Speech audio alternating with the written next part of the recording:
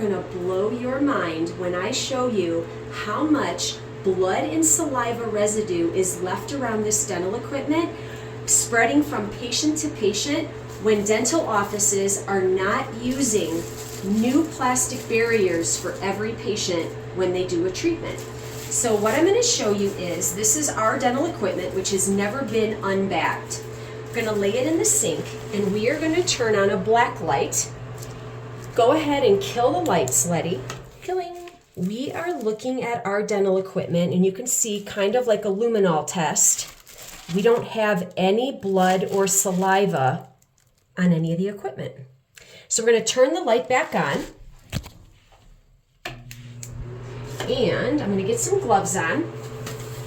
And Letty is going to put some fake saliva and blood in my hands. So we made it red just so you can see it. We all know that saliva is clear. But we're going to go ahead and touch all of this equipment that doesn't have barriers on it, flipping the switches, the saliva ejector. This is the high evacuation suction that an assistant would use to assist the doctor. Here we have the air water syringe that everybody touches the buttons on. Okay, so after we get that all covered with saliva, we are going to go ahead up front and walk our patient up. So what I'll actually do, let's go ahead and take off our disposable tips, throw those in the garbage. Okay, and let's go walk our patient up front. La la la la la la la.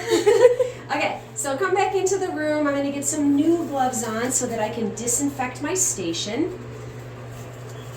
I'm going to use our favorite disinfectant dental spray. Okay, and we are going to use our favorite disinfectant wipes.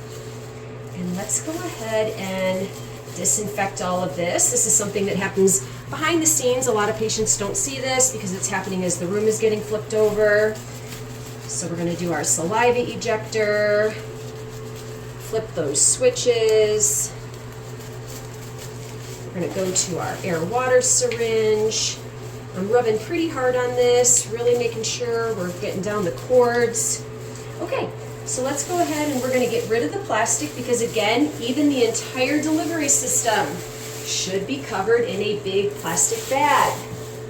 All right, I'm going to change my gloves. Let's get a brand new plastic barrier, which is supposed to go over the entire delivery unit. Let's put a new bib on here also. Get that open. Remember, we're rolling live, so you guys don't think I'm trying to do anything, so we're going to maybe have some bloopers. All right. New gloves. And we're going to kill the lights in a minute and kind of have this act as a luminol test. All right, black light on. Can you turn the overhead light off? Yep. All right. So what we're going to see here is, you see all of this bright green fluorescence. That is blood and saliva. Oh my goodness, look at it, even caught underneath.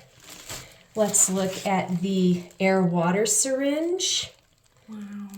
Look at how much luminescence of blood and saliva is trapped under all those buttons.